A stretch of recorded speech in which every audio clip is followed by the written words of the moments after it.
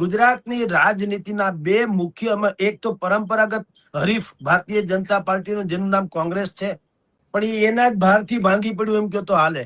જૂથવાદની ચરમસીમા આજની તારીખે છે, અને જીતનું જે આમ પેશન હોવી જોઈએ, એક લગાવ જનૂન હોવું જોઈએ કે આપણે જીતવું છે કે પક્ષને જીતાડવો છે, એ પેશન ગુમાવી દીધી એમ કહો તો ચાલે.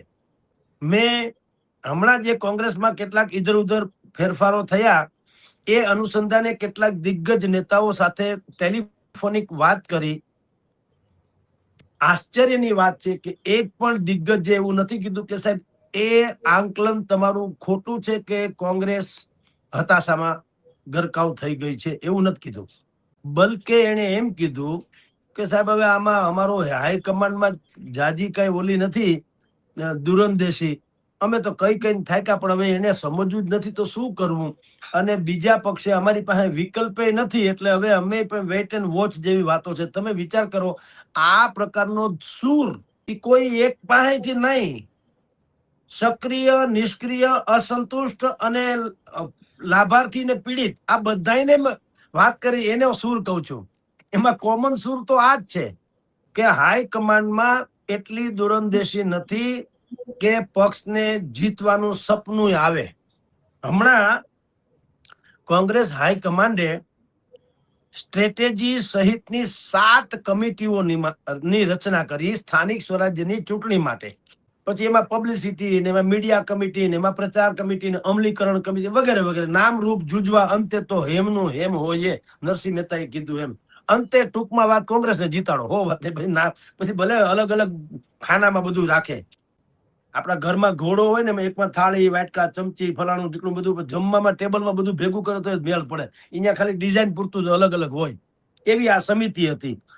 ત્યાંથી તો પાછું હળગ્યું, જેને ઠારવા માટે સમિતિઓ રચાણી છે ત્યાંથી તો પ્રાગટ્ય થયું હોળીનું.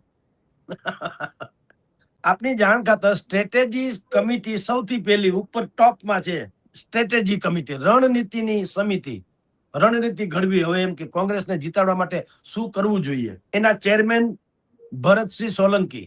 હવે તમે વિચાર કરો, ત્યાંથી તમારા ચહેરા ઉપરનું સ્માઇલ જે છે ને એ અડધા ગુજરાતનું છે.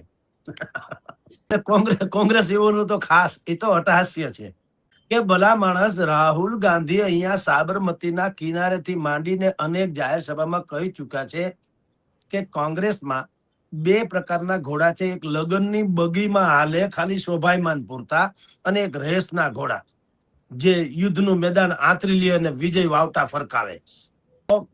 રાહુલ ગાંધી અહીંયા એવું કહી ગયા હતા કે હવે મારે રેસના ઘોડા ને લગ્નના ઘોડા જે છે એને અલગ કરી દેવા છે. રેસના ઘોડાને રણના મેદાનમાં મૂકવા છે, અને લગ્ન બગી વાળા ઘોડા હોય એને ભારતીય જનતા પાર્ટી જેને માર્ગદર્શક મંડળ કહે છે એવામાં મૂકવા છે. પણ કલ્પના કરો, અહીંયા ગણેશ જ ઊંધા બેઠા. સ્ટ્રેટેજી કમિટી આખી રણનીતિ ઘડવાની, સ્થાનિક સ્વરાજ્યની ચૂંટણી જીતવા માટે થઈને રણનીતિ, મેઇન વાત એ કઈ રીતે લડવું એની સ્ટ્રેટેજીની જે રચના કરી, એમાં સૌથી મોટું નામ આવ્યું ભરતસિંહ સોલંકી ચેરમેન. હવે ભરતસિંહ સોલંકી સ્વયં અનેક ટીવી ચેનલમાં હમણાં જ કહી ગયા કોંગ્રેસમાં ભયંકર જૂથવાદ છે. જે મુખ્ય રણનીતિકાર છે, કમસે કમ એને તો એમ કેવું જોઈએ ને કે દુનિયા જેમ માનતી હોય તેમ થોડા ઘણા મન મુટાવ હોય એને જે મીડિયા વાળા જૂથવાદ કે છે, પણ અમે એ બધું મિટાવવાની કોશિશ કરશું કે આમ કે તેમ કે એને ડિપ્લોમેટિક વાત કહેવાય. એને બદલે સ્વયં પ્રગટા ભાઈએ પોતે જ કીધું કે અમારે અહીંયા ભયંકર જૂથવાદ છે. લે હવે એને તો તમે રણનીતિકાર બનાવ્યા. એટલે આ તો બિલાડીને દૂધનું ધ્યાન રાખવાનું કયો તો શું થાય, દૂધની હાલત એના જેવું છે. પણ ભરતસિંહ સોલંકીને ચેરમેન બનાવ્યા. હજી હું જે 2 નામ બોલવાનો છું ને એમાં જે ડખા થવાના છે એને થયા એટલે કહું છું. બીજું નામ લાલજીભાઈ દેસાઈ. હવે એ સેવા દળના એટલે સંગઠનકાર તરીકે સારા છે, એમાં કોઈ ના નથી. અત્યારે કોંગ્રેસમાં પાયાના કાર્યકરો જેને કહી શકાય એમાં લાલજીભાઈ જે છે ને એને કારણે આમ સંગઠન વધુ મજબૂત બની રહ્યું છે. પણ લાલજીભાઈના એની જીભ એના કાબુમાં નથી, અને થોડુંક આમથી આમ થાય તો કેટલું વાતાવરણ ડહોળાઈ જાય. એના માટે આખા ગુજરાતને ખબર છે પરસોત્તમભાઈ રૂપાલા એ અહીંયા જે ચૂંટણી જીતા ત્યારે શું થયું હતું, ક્ષત્રિય સમાજ વિશે બોલ્યા હતા. એટલે લાલજીભાઈ અનેક વખત એવું વાંકું ત્રાહું બોલી જાય છે કે પક્ષે એના ડિફેન્ડ કરવું બહુ અઘરું થઈ જાય. કલાકારો વિશે પણ જેમ તેમ બોલાઈ ગયા હતા, જે તે જ્ઞાતિ વિશે જેમ તેમ બોલાઈ ગયું હતું, હિન્દુ ધર્મ જેવી વાતો હોય તો એમાંય સવર્ણો વિશે ગમે એમ બોલી નાખ્યા છે, વગેરે વગેરે. આ બે મેઇન છે. ઉપરાંત એક ત્રીજી વ્યક્તિ આ સ્ટ્રેટેજી કમિટીમાં નિમાણી, જેને કારણે અત્યારે ભડકો થયો. એનું નામ છે અમારા રાજકોટના ડોક્ટર હેમાંગ વસાવડા. ક્રિમિલિયર એટલે મહાજનોનો જેને કહી શકાય, મહાજનોનું જૂથ, એના તેઓ સદસ્ય ગણાય એવું છે. એને લુગડે કોઈ દાગ નથી, ડોક્ટરી કરે છે અને પ્રતિષ્ઠિત વ્યક્તિઓ જે રાજકોટના ગણાતા હોય એમાં એનું આદરપૂર્વક નામ લેવાય, એમાં કોઈ સંશય નથી. પણ હવે ત્યાંથી વાત શરૂ થાય. મેં કીધું ને કે ઠારવા માટે રણનીતિનો ગુજરાતી શું હોય? તમારામાં જે આક્રોશ છે, જે અભાવની સ્થિતિ છે, અસમંજસતા જે છે, અરાજકતા જે છે, એ બધું એનો સમાવેશ, એને સમન કરી દે, ટાઢું કરી દે અને આશાના પુષ્પો ખીલાવે, એવું હોય એને રણનીતિ કહેવાય. જીતની તમને જે ચાવી બક્ષે એ રણનીતિ, સ્ટ્રેટેજી કમિટી. આ 3 નામ છે. એ 2 નામના તો વિરોધ મેં તમને કહી દીધું. પેલા જે કઈ બગીના ઘોડા છે એ રામ જાણે. લાલજીભાઈની પણ જીભ કાબુમાં નથી, એને કારણે કેટલાક બવંડરો સર્જાણા. અને ત્રીજું નામ છે ડોક્ટર હેમાંગ વસાવડા. હેમાંગ વસાવડા અને ઇન્દ્રનીલ રાજગુરુ, એને જૂથવાદ તમે જો બાપે મારા વેર જેવું. હેમાંગ વસાવડા ઇન્દ્રનીલ રાજગુરુના કાર્યક્રમ, અહીંયા તો હવે તો ઇન્દ્રનીલ છેલ્લા 2-3 મહિનાથી હંસતાય નિષ્ક્રિય થઈ જ ગયા હતા. કારણ કે અમુક લોકો એટલા દૂરંદેશી તો હોય છે કે એને આગળની ખબર પડી જાય કે હવે શું થવાનું છે. ઇન્દ્રનીલભાઈએ આ જ્યારે જાહેરાત થઈ આ સમિતિઓની, જાહેરાત થતાની સાથે થોડા 2 દિવસમાં જ ઇન્દ્રનીલ રાજગુરુએ એના 35 વર્ષના જાહેર જીવનનો સૌથી મોટો નિર્ણય કહી શકાય એવી જાહેરાત કરી કે હવે હું નથી રમતો. એને સામાન્ય શબ્દોમાં નિવૃત્તિ કહે છે. હવે એ નિવૃત્તિ થઈ એટલે મીડિયામાં આવવા માંડ્યું, સૌરાષ્ટ્રના રાજકારણમાં ભૂકંપ, સૌથી મોટા સમાચાર સૌરાષ્ટ્રના રાજકોટના. કાંઈ હરામ બરોબર ક્યાંય ભૂકંપ તો છોડો, કાંઈ કુછ નથી થયું ભાઈ. શેના ભૂકંપ? હવે એના વગરનું કોણ લુકું ખાતું હતું? ભૂકંપ ક્યારે આવે? આગળ તમે કે નરેન્દ્ર મોદી એમ કે ભારતીય જનતા પાર્ટી મારે નથી રહેવું તો ભૂકંપ થાય, કમસે કમ પક્ષ માટે થાય, જે અનિવાર્ય છે. ઈ ભૂકંપ ગણાય. ઇન્દ્રનીલભાઈ રાજગુરુનું રાજીનામું એટલે એને નિવૃત્તિ, જો આમાં બધા બહુ ટેકનિકલી વર્ડ છે. નિવૃત્તિનો અર્થ એમ છે કે મારે હમણાં સક્રિય નથી રહેવું, એટલે નિવૃત્ત. નિવૃત્ત એટલે રેઝિગ્નેશન નહીં, રાજીનામું નહીં. એને પક્ષને રાજીનામું લખીને મોકલ્યું નથી. સ્વયમે સોશિયલ મીડિયામાં જાહેરાત કરી, મારે હવે નથી રમવું, પોરો ખાવો છે, એમ કયો ને આપણી ભાષામાં. એ શું કામ? ઇન્દ્રનીલ રાજ્યગુરુના 2 ગોડફાધર, નંબર 1 અહમદ પટેલ, જે ખુદાને પ્યારા થઈ ગયા. બીજા શક્તિસિંહ ગોહિલ, જે દિલ્હીને પ્યારા થઈ ગયા, ગુજરાત છોડીને. હવે રાજ્યસભામાં એનો કાર્યકાળ હવે લગભગ પૂરું થવામાં છે અને હવે શક્તિસિંહ બાપુને પણ એમ લાગે છે કે હવે ગુજરાત છોડીએ, આપણે દિલ્હીના રાજનીતિમાં જ રચા પચારીએ. કારણ કે બહુ સારા ઓરેટર છે, એમાં તો કોઈ સંશય નથી. કોંગ્રેસ પાસે જે કેટલાક બહુ સારા વક્તાઓ જે છે કહી શકાય, એમાંના સૌથી ટોપ મોસ્ટ કહી શકાય એમાં શક્તિસિંહનો સમાવેશ થાય. એક જમાનામાં જયરાજ પરમાર હતા, જે હવે ભાજપમાં છે. તો જયરાજસિંહ પરમાર અને શક્તિસિંહ ગોહિલ એ લોકોને બહેતરીન ઓરેટર્સ, જે સારા પક્ષને ડિફેન્ડ કરી શકે, તર્કબદ્ધ. હવે એ શક્તિસિંહ ઓરેટર તો હતા, પણ એ ગોડફાધર પણ હતા ભાઈ ઇન્દ્રનીલ રાજગુરુના. હવે શક્તિસિંહનું રાજ્યસભા પદે પૂરું થવામાં છે અને એવો શ્રી દિલ્હીમાં સ્થાયી થવામાં છે, એટલે પોલિટિકલી. એટલે ઇન્દ્રનીલભાઈને લાગ્યું કે હવે આપણા પડઘા ઝીલાશે નહીં. અને એનો પહેલો અંદેશો આજે 7 સમિતિ રચવામાં આવી સ્થાનિક સ્વરાજ્યની ચૂંટણી માટે. એમાં ખ્યાલ આવી ગયો, ન તો ઇન્દ્રનીલભાઈને એમાં ક્યાંય સ્થાન મળ્યું, ન એના કોઈ જૂથના માણસનું સ્થાન મળ્યું, બલકે એના જે કટ્ટર હરીફ કહી શકાય, જે કે ભાઈ હેમાંગ વસાવડા પોતાની જાતને કટ્ટર હરીફ કે શત્રુ કે જૂથવાદ એવું માનતા નથી. એ તો જે છે એ ચોખ્ખે ચોખ્ખું કે છે કે ભાઈ આપણે બજારમાં જઈએ તો ઉજળા લુગડા પહેરીને ગયા હોય તો સારું, આપણે લુગડે દાગ ન હોવા જોઈએ. અને અમુક પ્રકારની છીછરી રાજનીતિ ગમે તે પક્ષના હિતમાં હોય કે ગમે તે હોય, પણ દેશના હિતમાં ન હોય તો પક્ષના હિતમાં હોય તોય ન કરવી. આ એનું માપદંડ છે હેમાંગભાઈ વસાવડાનું. ઇન્દ્રનીલ રાજગુરુ જે વિસ્તારમાંથી ધારાસભ્ય થયા ત્યાં કેટલાક એવા લોકોના પ્રશ્નો છે જેને હમણાં જંગલેશ્વરમાં તમને કહું તો સૌથી મોટું ડિમોલ્યુશન અહીંના તંત્રએ કર્યું. તો એ લોકો કઈ બધા જ લોકોની કહું છું, બધા જ લોકો કોઈ નિર્દોષ કે એવા છે એવું નથી. બુલડોઝર ફેરવા એમાંના મોટા ભાગના જે લોકોની ઉપર એ બધા ક્રિમિનલ્સ લોકો હતા.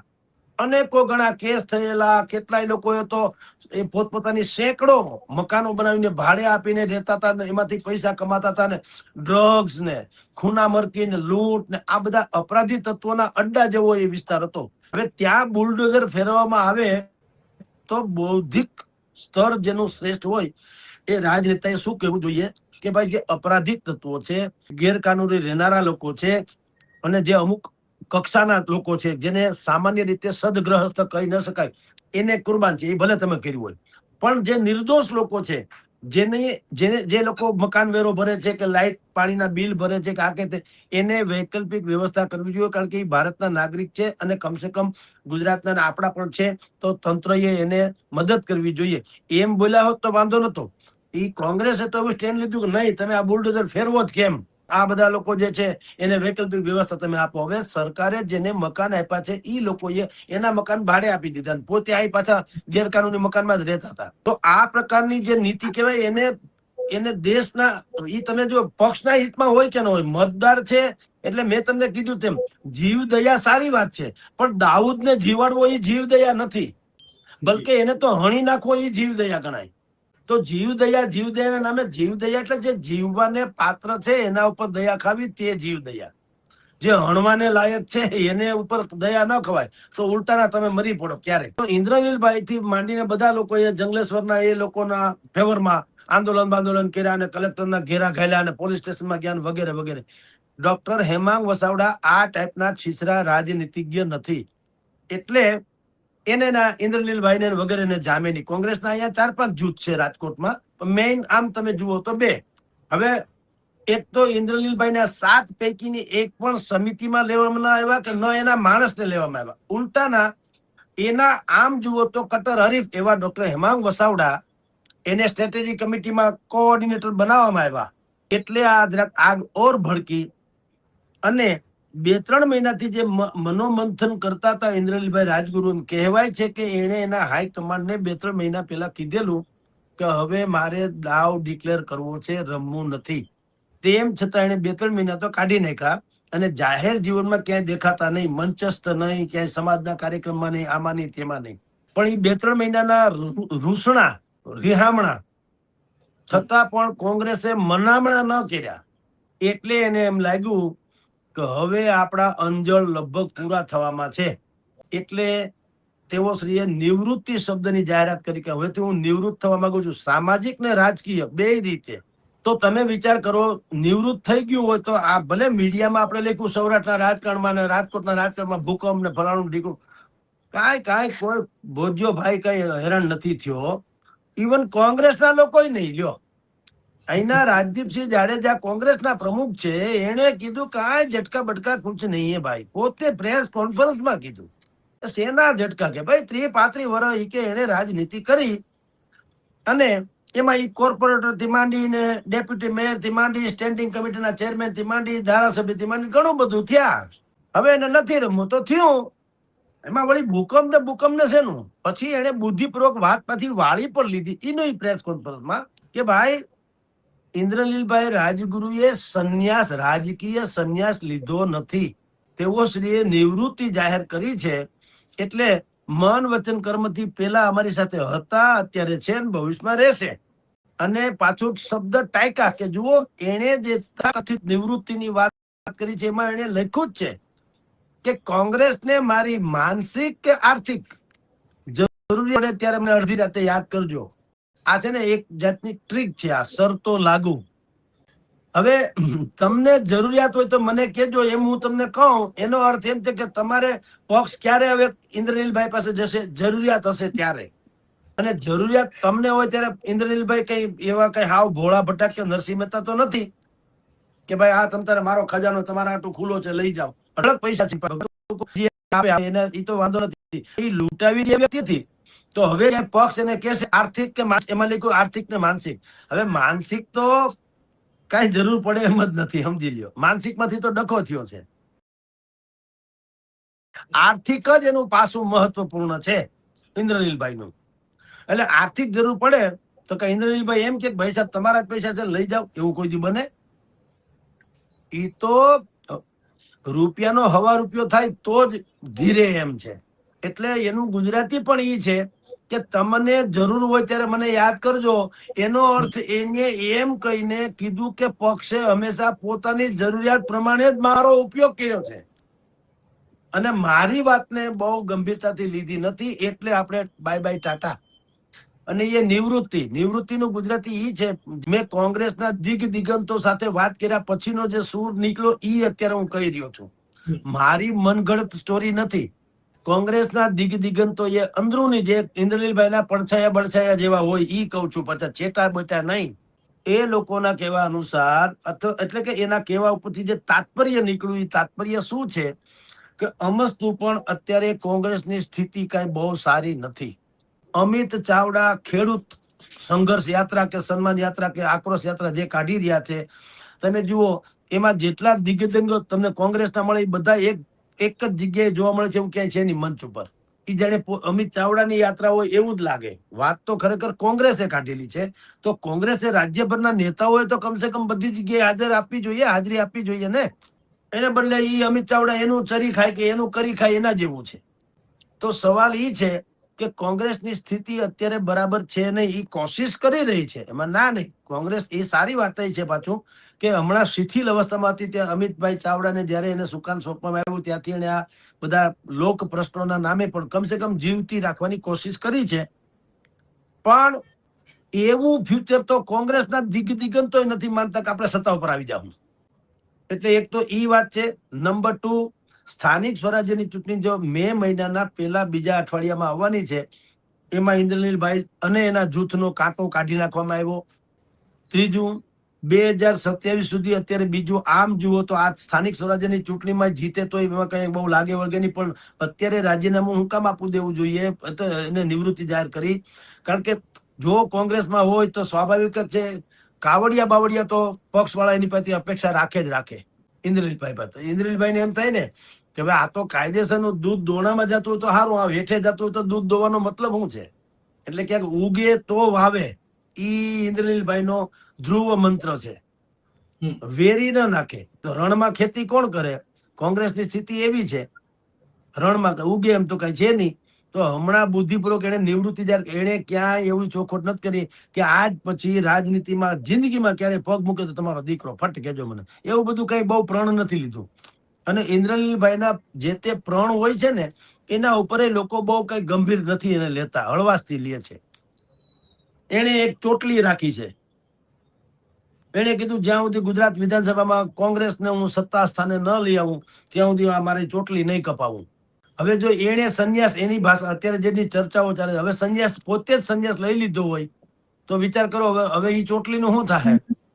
ચોટલી રદળી પડી, ખોટી બંધાઈ ગઈ બિચારી. એટલે આ બધા તીકડમબાજી જે છે એનો કોઈ અર્થ નથી સાહેબ. મૂળ વાત એ છે, ગંભીરતાપૂર્વક કહું તો જનતાએ સમજવા જેવું હોય છે. કોઈ નેતા બેતા કોઈ દરેક પોતપોતિકા ચોકઠા ગોઠવતા હોય છે.